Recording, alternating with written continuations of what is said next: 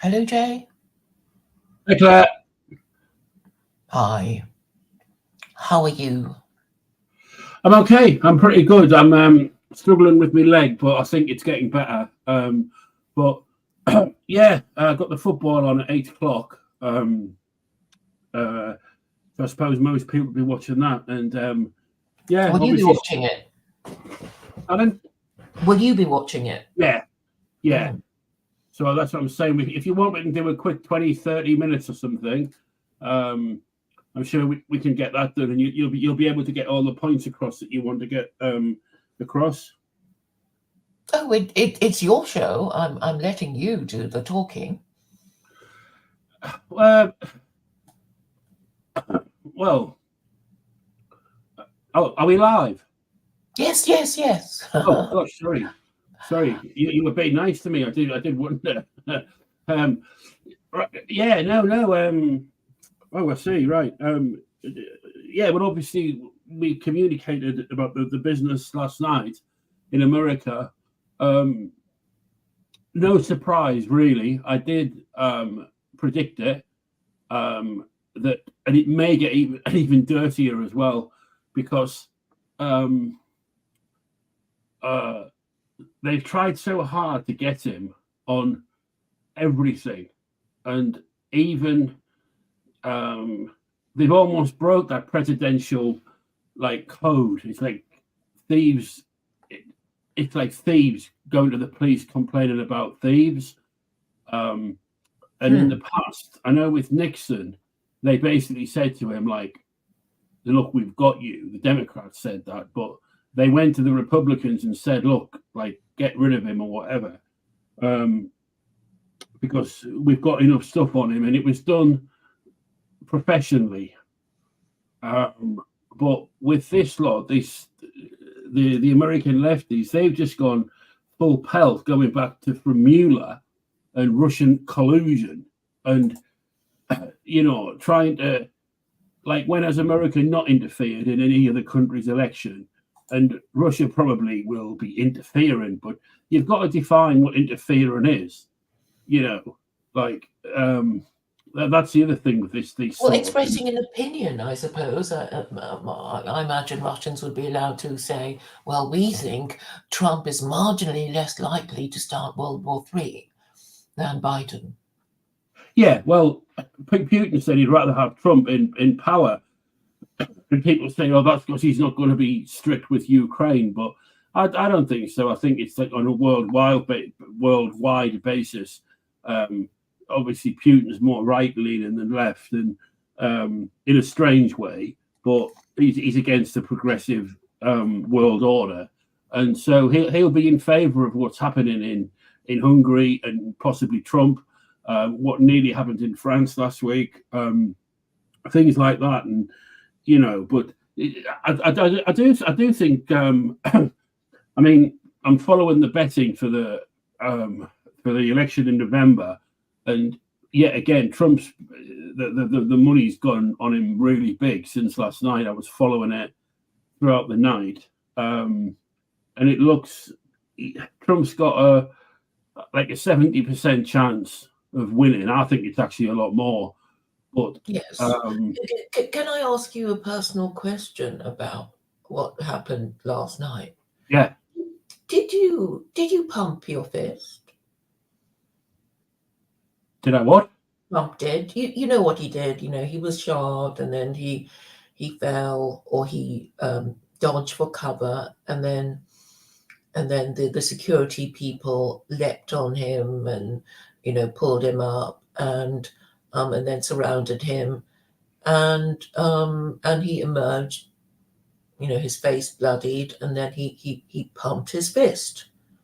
Yeah. And did you ask if I pumped my fist? Yeah. No, I didn't, but I saw it happen, and I felt really, really, which is why you're asking. I felt quite Jesus God, like he's real, like he's a tough fucker. Like any other person after being around gunfire, or even just like I know you were chatting to Stephen, who's been about America, but I remember walking into a bank in Manhattan, and a cop came and stood kind of behind me, and I look around, and he's got a gun in his hand, and it's really strange seeing this stuff up front. So when this stuff happened last night, and then he sort of stood up amongst the security people and pumped his fist, and he said, "Fight, keep fighting." I just thought, wow, like, and the UFC was on. That's the Ultimate Fighting Championship, and a guy won a fight, and they give him Joe Rogan giving the microphone, and he just said, "He's my boy out there." They just tried to get rid of him, and they can't. Like, he's the trouble, and the whole audience were just like screaming and cheering. Oh, yes. Yeah, and yes. no, that was a great moment. That was a great moment. And I especially invited you to just go. I just wanted to play you something, and I think you will enjoy it, and anybody else watching it. And it is about the significance of the fist pump. And I think it's so inspirational. It's only a few minutes, so let me play it for you. Sorry, just what's the name of your YouTube channel? I'm on a different. I think I've subbed to it, but what's the name of it again? It's called Office of Secular Quranism. Oh, the Office of. That's right. Sorry. Yeah, carry on. Yeah, go and play it. Okay. Let me just make sure the volumes are all right. Okay, and then I edit shared screen name. No, sorry, I don't know. Add to stage. Okay, that now it's doing it right. Play. 1871, and Karl Marx at first opposed doing it. He said it was a mistake, they shouldn't have done it. But then after they did it, he was blown away, and he said that they had stormed heaven, and he wrote this book about it, The Civil War in France. And Karl Marx said that the Paris Commune of 1871, this 8-week regime in Paris, this was what he called the first dictatorship of the proletariat, the first working class. But it's coming up very soon. And after the Paris Commune was defeated, all the communards, the people that had built the Paris Commune, first working class government, first communist government in history, were all lined up and executed. One by one, they were shot, and thousands of them, like 20,000, 30,000 people were just executed en masse as they retook control of the city of Paris. And some of the people that were being executed had the idea that before they got shot, they would do this.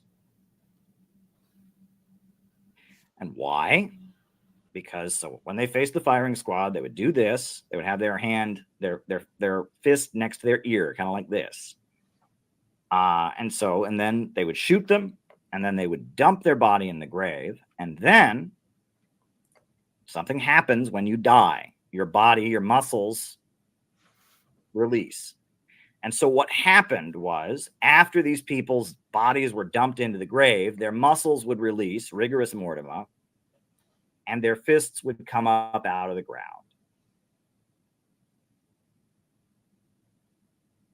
And the fist salute was an allegory for revolutionary immortality. And the symbol of the Paris Commune was all these dead people's fists coming up out of the ground like this. Right? And it was like, we may have died, but our revolutionary spirit lives on. And that is why communists started using the fist salute. Social democrats and then communists started using the fist salute. It stands for immortality. It stands for you may kill us today, but we will come back. We will return. That's what it comes from, right? And sometimes you see it like this, right? People do both. They do this and they do this, right? They're both kind of the same thing because the idea is after you're dead, right? And that's where it comes from. you know, and and all the communist uprisings, the communist militias and all that, they would salute like this. I believe when the Soviet Union started, for the first couple of years, that was the official salute of the Soviet Union. They eventually changed it to something else, but and they still use the fist salute in some communist countries, right? I know in China they do a salute like this, where you put a hand next to your ear, but and I know later the communist groups of the world, they would do a salute like this, where your thumb was below your ear, and that stood for the 1/5 of the planet that was already communist, the Soviet Union, and then 4 fingers were above your ear, and that stood for the 4/5 of the world that were going to someday be communist. Yeah. And I know the young pioneers, they would salute with the thumb below the ear for the Soviet Union and the 4 fingers above the ear for the coming revolution that would be. So, obviously, and I think it really comes from Black Power, right? And so I think, during the civil rights movement, you had Martin Luther King Jr., who pushed nonviolence. And then you had Stokely Carmichael, who later changed his name to Kwame Ture. And Stokely Carmichael, he said Black Power. And when he would say Black Power, he would do his fist like this. He'd say Black Power, Black Power. And then later the Black Panthers started doing that. Black Power, Black Power. And then I think the Jewish Defense League, JDL, they were the Jewish Defense League. And now everybody uses it for everything. And it's just a thing. It's just a thing. Right. And but yeah, Donald Trump did this salute 3 times. So Donald Trump was actually using a communist symbol. He doesn't know that, though. I mean, I'm not telling you, yes, Donald Trump is secretly. That's not what I'm saying at all. Donald Trump has no idea where this came from. He saw it on TV. Right. But I'm just telling you the history there because it's important. Right. And this is a part of communism that has become part of everyday culture. It's become part of, the wider culture. This is a communist thing. So I thought I would share that with all of you. I see there's a few super chats that have come in. I do.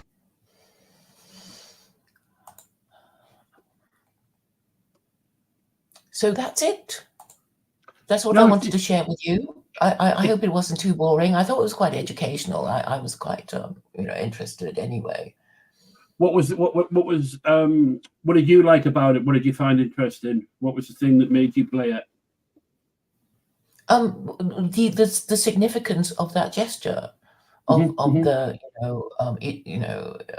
the fist will come up even after I am dead if you shoot me, which I kind of like. I think the fist pump is just a symptom of a fighter's spirit, and it could be a shout, it could be a whatever. But if you have you seen the assassination of Saddam Hussein, the actual hanging? I did see it, yeah. The video. And he was saying, hurry up then, don't keep me hanging around. He was saying, like, he was calling the guy who was putting the rope around his neck, who had a mask on, he was calling him a fucking pussy, like literally in the translation. For wearing a mask. He said, come on, take your mask off. Let's see your eyes. Let's see who you are. Bring it on, do it. Don't give it. And if he could have raised his fist, he would have. But for everything about Trump, with the personality, the TV celebrity, the money, the court cases, whatever, he'd just been shot in the ear. And he looked like a fighter when he turned around and he did raise his hand and he looked angry. He looked like, let's have it, really, it was powerful. I watched it relatively live, but I watched his stream in Vegas, I think the day before, or it was live, I think. And I was surprised then how, I haven't listened to any of them in the last few months, but how he's a brilliant speaker. Like he jumps from topic to topic and he's never short of words. He's never, Stephen's on the stream. When you do a stream and I've done it in the past, you can talk for 2 hours on your own. Like you have an inside confidence that you can not waffle, but you've got enough subject matter in you. Because you're fired up. You have loads of things you want to get off your chest. Yeah, You and then go on and on Trump and was on just and coming on. out with stuff, but one thing he was doing, which I didn't particularly like, or he was mocking Biden, but not like politically, but personally with Biden's speech, and he was impersonating Biden, being in like an old person's home, and they're asking what sort of ice cream do you want, and he was pretending he couldn't speak and stuff, and I just thought it's a bit silly, but all of that. But anyway, getting back to last night. I missed that bit. Yeah, no, that was the Vegas. He was speaking in Vegas the night before, live. And I thought, you watch every rally of his. Yes, they are quite energizing, aren't they? yeah, and he's like, join in with the chorus, right? Because there is a chorus, right? He says something, and then you have to say this thing, and yeah, and he is clever. I've never found him funny. I've laughed like occasionally, like at the irony of his words, but he's not like a funny man. I think he's quite a bitter man, quite a angry. He's a bit like a dry drunk. I know he doesn't drink at all, but he's got a sense of like angst. Not angst. He's got a sense of timing, which is essential for comedians, I think. Oh yeah, yeah. I mean, what he did, the fist pump after he nearly lost his life. Yes, I mean you can think, oh, I would have done that too, kind of thing. But actually, maybe not everybody, would do it. No. Particularly when his security were trying to bundle him away off the stage, and he was still doing it. Claire, honestly, there's a really good saying, and it's when things get real. This is it, and this relates to Trump, the fist pump. The saying is, when things get real, you find out who is real. Or I think the expression goes, when the things get tough, the tough get going. Yeah, same thing. So last night things got real, and Trump stood up. Now, I would say 95% of people who say, yeah, I would have done the same thing, wouldn't. And that's not a criticism of them. Not everybody is brave and has courage and things like that. But years ago, just with messing around with boxing, I got in the ring and I was terrified, but I stood up. And that in itself was just enormous. Because you don't have to, you can get out, you needn't get in, but you face that I hate to say it, but that cowardly side of you, and I hate fighting, I hate violence, I hate the whole thing about it, and I even though people hate getting hurt and hate getting punched, but what you said made me think of Tyson. It's like he literally just comes for you, and I've seen all these boxers that they basically piss their pants, right? If he comes towards you like, oh, I don't know, the Terminator or something, they kind of feel the power. Yeah, he said it's his famous line. He said, they've all got a plan until I hit him in the face. Yeah. But inside of him, I mean, he admits it now. He says that he was terrified and it was a front, it was that. But I differ. I mean, I met the fella in Vegas and I had a very little short run-in with him, which was horrible and embarrassing. And I saw some, and this is when he was. So you had a run-in. You spoke to Tyson, yes? That's that what you said? Yeah, in Vegas at the MGM in the marquee at the back, where he was sparring. And I mean, I've talked to you about it before, but I saw enough of him to know that he would kill you with his bare hands if he could get away with it, and he probably has with people. And I've seen tough guys and I've seen people in gyms, but I saw something else there. I saw it's hard to. It's hard almost superhuman, really. Yeah, dark. Now it's bad. Yeah, and I don't think he's got it now. But Jordan Peterson says that we're all murderers. We're a lot closer to murdering than what we like to think we are, and I think that's true. That So anyway, getting back to Trump, the thing last night, I think it was about 1-2 o'clock, and as per normal, I wasn't sleeping, and I saw the headline which said some of Trump shot in the ear. I thought it was a bit of a joke till I looked, and I thought, hang on, and then I checked it out, and it was about an hour after, and then obviously all the news was coming in, and the first thing I thought was he's alive, because if Trump got assassinated, that's pretty big news in terms of politically and world order and everything, obviously. And the fact he was alive registered, and then the fact that he was like fist up saying "fuck you" and "let's fight" like to his people, that was another one. And then I checked the betting. To be honest, I just checked the money and thought that's got him the job in November. I thought that's like, and then it was quite interesting because the people who hate him have got to come out with, like, Keir Starmer, Trudeau, them lot. They've got to come out with their like support for him and everything. And I thought he'll be laughing at that. Like, you know, our thoughts are with him and his family and his friends, and you know, like they must have hated doing that sort of stuff. And and then I kind of woke up this morning thinking it just felt a bit like, I don't know, like sometimes when there's a big boxing match, you wake up feeling a bit like weird, hungover almost. And then I checked some of the headlines today, and I've been listening to some stuff about the Secret Service and some interviews that have gone on, and it does look like the guy was quite visible to some of the crowd, and there's questions being asked, why on earth did the Secret Service not see him? Yes, it's a really hard job protecting Trump when he's doing 2 gigs a day, you know, in open space. It's probably impossible to guarantee his safety, but this was 150 feet away apparently, top of a roof, and as soon as the shots come out, there's 3 shots at him. It goes bang, bang, bang, and then 3 or 4 seconds delayed, and there's about 10 shots, bang, bang, bang, bang, bang, and that's the SS guys shooting the killer, the shooter dead. But they knew straight away where he was, which direction. And somebody, there were people who noticed movement on that roof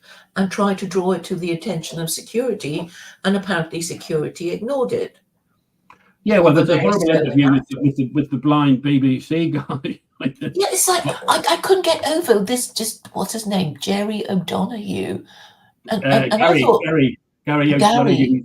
He's about 30. Yeah. Look, this is not against big people or blind people, but poor bloke. But he's as blind as a fucking bat, fatter than a hog, and the BBC have sent him there. And there's a guy. It's an insult to the American people. I think, you know, it's like you just said, you know, it's like, I'm sorry, how can you be a journalist if you're blind? Well, it's even worse than that. It's the guy who saw the shooter was pointing to the journalist. Yeah, and he didn't even look, because of, I mean, I was saying, you know, it's so disgusting that there was this man, you know, wearing the MAGA hat, and he kept pointing, you know, and the camera didn't even follow him. And I would have thought, you know, a proper journalist would have at least looked in the direction, and then the camera would have followed, so the viewer at home would see where it was supposed to be that the sniper was shooting from. Yeah, I think he's their chief reporter, but like, the BBC and oddly enough, yesterday or Friday, the headlines were Keir Starmer validates the BBC license. So he's obviously going to trying to get the BBC on his side. But surely it's not grifting, it's virtue signaling, I suppose. Like, look at us, our main journalist is blind, and it's like, it's just more progressive nonsense, isn't it? And I think it makes it difficult for the blind fella, because I mean, like, you know, he's not. I just don't see how you can do your job as a journalist. You know, you have to have, you know, the ability to walk, you know, to do your stuff, and then you have to hear, you have to see, and then convey what you have heard and seen, to, you know, to people that at home.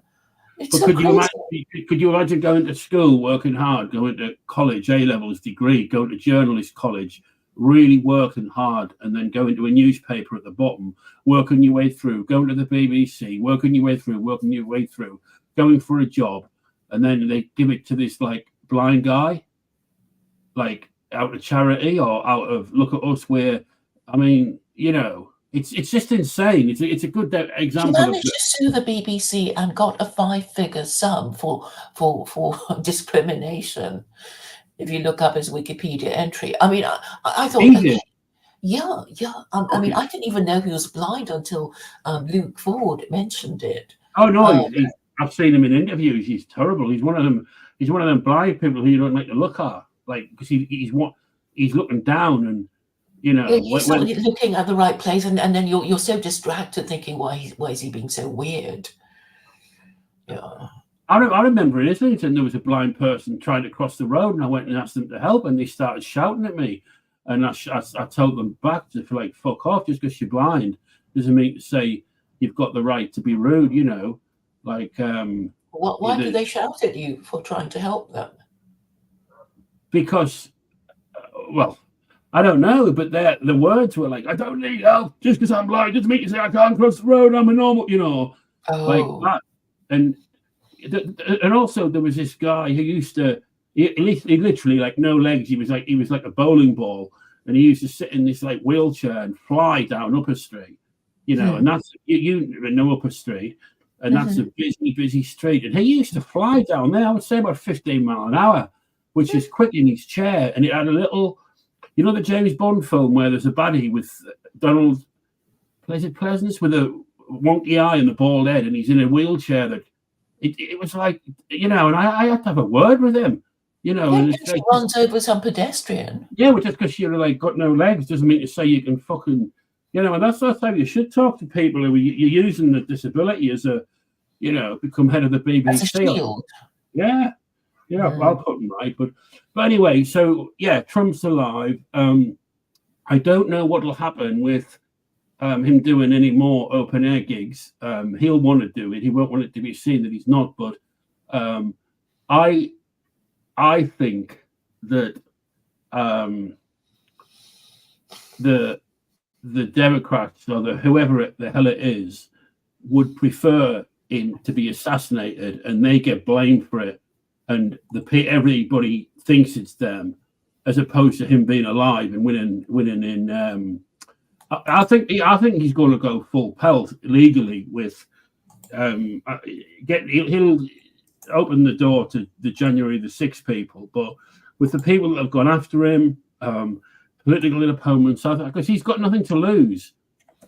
It's like England are playing tonight, and I've had a bet on some of the players to get booked and get foul the other players, because if they'd done it previously in the tournament, then it got suspended or can't play the next game. But tonight's game, you know, there's nothing to lose. It's the final. So what if I get a booked? It doesn't matter. So, you know, and I think it's the same.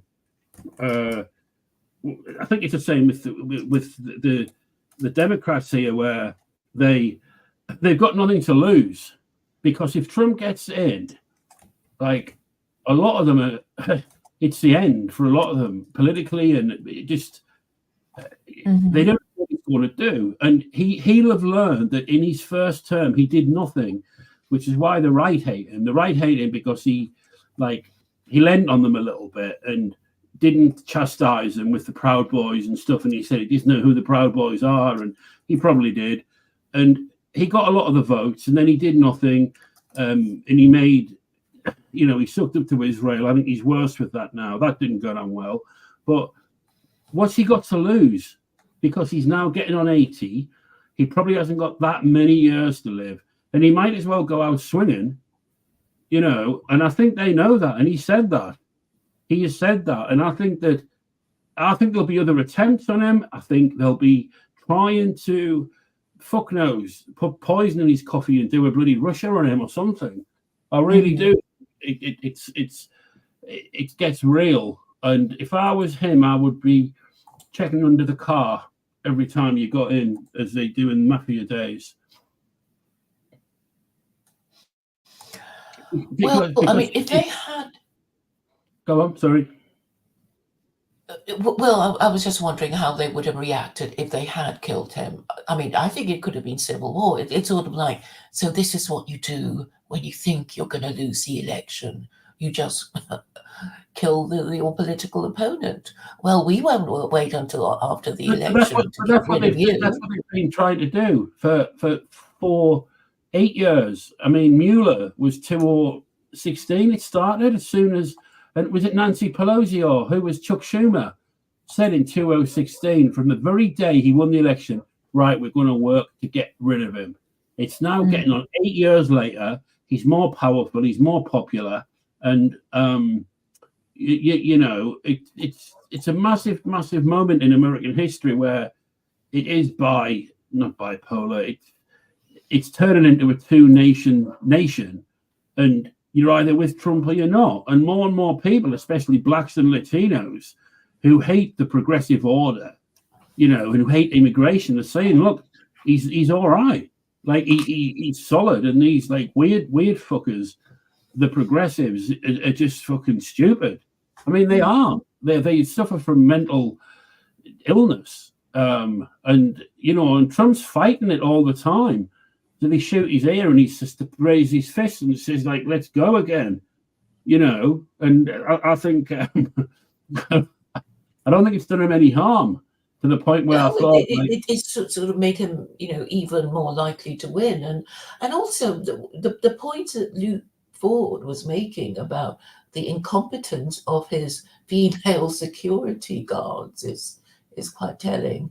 Because I mean, you know, even in the picture, it's like, who's this short person with a ponytail? You know, kind of uselessly, you know, in the picture, kind of thing. You know, there's two women. When he gets in the car, look, as soon as it happens, I've seen this stuff before, right? I think to do with Reagan, it was that their job is to put their life on the line, and you put yourself between the president and the shooter, and you get the president to the floor and you cover him. That's the job. It was 6 blokes that quickly got round Trump, who ducked. Trump actually ducked first. You know, people were shouting, "Oh, it's Donald." They should have shouted "Donald Duck." But anyway, the Trump dropped, and they got on top of him and just waited. And then there was a scurry around him. They got him to a car.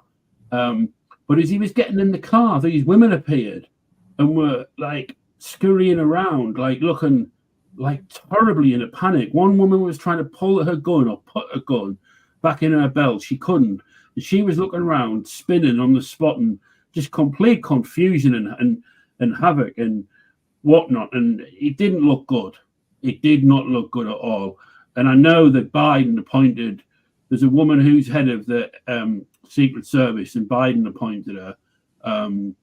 It'll be interested to know. I bet she's a Democrat too. Well, she must have been, because Biden appointed her. Cheetle, wasn't it? Diana Cheetle or something like that. Yeah, that's the one. But this is what I mean. If Trump gets in, he'll have her out. He'll create, you know, and it's the Democrats feel they'd be better off assassinating Trump, knowing that people think it's them, but it'll wash over, and you know, the Republicans might get some moderate Republican in and win the election, but they will still have the power or whatever. If Trump comes in, he could decimate a lot of it. You know, he'll know stuff. He'll, you know, he'd probably even get assassinated again. I mean, another go at him. You know, this might have been one strange Kimberly guy. Cheetle is her name. Yeah, that's her. Yeah, Kimberly Cheetle. I mean, she doesn't even look like she could like do 3 press-ups or run 10 yards, does she? Well, I guess she doesn't have to be if she's, well, you know, just the director. No, but come on, she looks like a podger. Okay. Head of the Secret Service. You got a fat bird. It just doesn't look right. A Karen. I don't know who it is, but you know, so. But I'm just going to, before I shoot off, I'm just going to quickly check the betting, and I'll run through the riders and runners for the, where we are, politics, US election. Yeah, you've got Trump at over 60% chance, Biden at less 15%, and Harris at about 10%. Michelle Obama at 4 or 5% with Newsom. Gretchen Whitmer, never heard of him or her. Hillary Clinton, God damn it, 1% chance. Elizabeth Warren, 0.5% chance. So basically, Trump's got a 2 in 3 chance of winning the election. I would disagree. I would say it's a lot more. You know, if he stays alive, to be honest. But the election kind of comes. If they kill him, I guess that's a signal for a civil war, or it should be interpreted as such. If they kill him, it's like, well, if you're going to just kill us, you can't win the election. If they got him last night, get rid of you. If they got him last night, there'd be riots in the street, but it would be quashed. It would be like controlled. All they have to do is another 10 years of democratic power, and the right will be crushed almost permanently, because the right don't have that many young people, and we'll all be dead or getting on and whatnot. So they've only got to really see it out the next 10, 15, 20 years. You know, if you look at the average age of Trump voters in the audience. But I think the attempt would have flipped a lot of people who didn't like him onto his side. I think you're right. You're right. I mean, the question, I don't know what Luke was talking about. I didn't listen to his stream, but like, was this a lone nutter? I don't know. There's all conspiracy stuff, but like I said to my friend earlier, he got on this roof. It's quite a large factory, like building, and he got on his own with a rifle. People pointed to the Secret Service and said they did nothing. As soon as he shot them, they would have had to have, like, known where the bullets were from, look round and shoot him. If they could see him that easy after he's trying to shoot Trump, then surely he was visible. And if he's visible, why the hell was he visible to them? Oh, there's a guy over there with a gun. Oh, let's just wait until he shoots it before we shoot him. I mean, they assassinated him after he'd shot. His job was to shoot the Trump.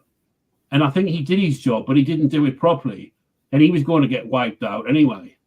You know, it wouldn't surprise me if they were aware of it and whatnot. Who knows? I mean, it sounds a bit like a Tom Cruise film, you know, but... Mission Impossible. Mission fucking shoot Donald. That's what it is. But listen, the football's on, Claire. I don't want to be rude, but it's the Euro final, and I've been looking forward to it all day. So I'm going to head off. I don't know if anybody else wants to come on and listen to your dulcet tones. No, I'm going to go too. So watch some football? I might watch a bit of football. I might. Do you want England to win? Because you normally hate England. You hate everything about England, don't you? So I suppose you'll be wanting. Well, I don't want to support England because they're always so disappointing. So you end up feeling a bit silly supporting them because it's not because of the Trinity. That's the only reason, really. You know, it's like you want them to win, but they never do or hardly ever. So it's not because of idolatry or the treason or the Trinity. Well, Spain and England are both Trinitarians, really. I mean, the Spanish team are quite good, aren't they? They're supposed to be a stronger team than England, aren't they? Yeah, I suppose you'll be shouting for Iran or Iraq or somebody like that, eh? But it's a final, so there's no more.